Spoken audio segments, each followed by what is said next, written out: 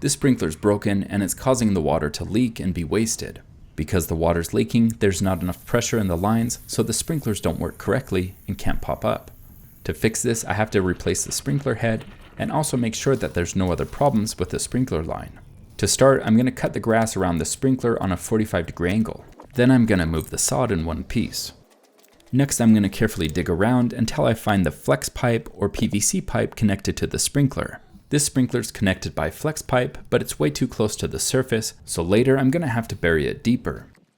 I'm now going to dig around to try to find the main sprinkler line and check for any breaks. After I locate the main sprinkler line, I'm going to clear the dirt around where it connects to the flex pipe. I'm going to clear the area so that dirt doesn't fall into the pipe when I replace it.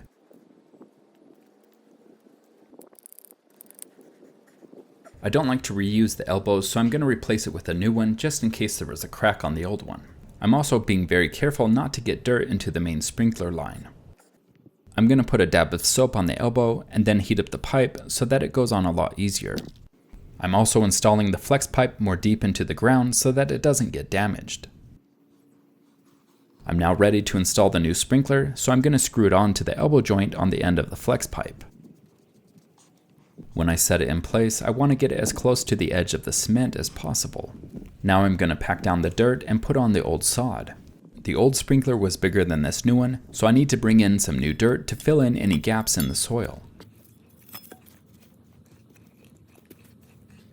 The final step is to put on the right sprinkler nozzle, and in this case, I'm going to go with a 12H, which means a 12-foot half circle. When I put it on, I'm also going to install one of these filters so it doesn't get clogged, and I'm also going to use a screwdriver to adjust the radius of the spray as needed.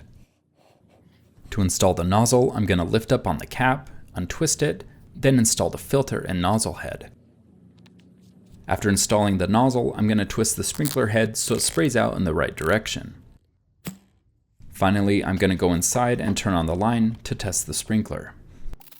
For about 15 seconds, you'll get some air pockets, then everything should be working correctly and you have a new sprinkler. Now you can go out and help someone else fix their sprinklers. Thanks for watching and have a great day.